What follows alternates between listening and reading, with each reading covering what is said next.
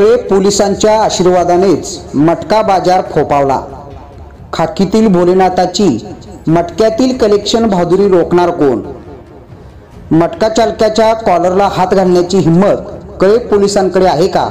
सामान्यांचा सवाल। कोल्हापूर गगनबावडा रोडच्या बाजूला लोकांच्या नजरेत येईल अशा ठिकाणी मटका सुरू असल्याचा प्रकार चव्हाट्यावर आल्यावर कळे पोलिसांच्या आबरूचे धेंदळे निघाले आहेत। सामान्य माणसांना दिसणारा मटका सुतावरून स्वर्ग गाठणाऱ्या पोलीस यंत्रणेला दिसत नव्हता असे म्हटल्यास शेंबडं पोरग सुद्धा विश्वास ठेवणार नाही। मटका व्यवसायाकडे दुर्लक्ष करण्यामागे मटका चालक व खाकीचे लाखोचे अर्थपूर्ण सौदेच कारणीभूत आहेत हे उघड गुपित असून त्याची खुलेआम चर्चा देखील केली जात आहे।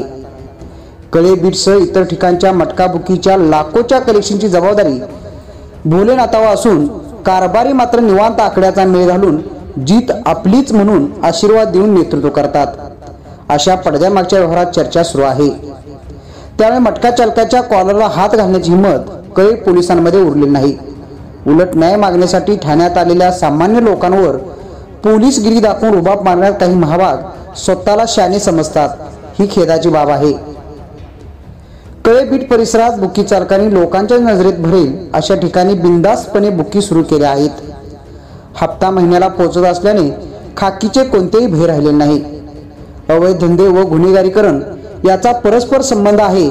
गुन्हेगारीला आटोक्यात आणायचे असेल तर अवैध व्यवसाय मोडीत काढण्याची गरज आहे असे जिल्हा पोलीस अधीक्षक महेंद्र पंडित सांगतात आणि त्यांचेच पोलीस अवैध धंद्यांना पोचतात याबाबत सामान्य लोकांमधून तीव्र संताप व्यक्त होत आहे। जांभळी कासर न्यूज साठी कळेहून राम करले।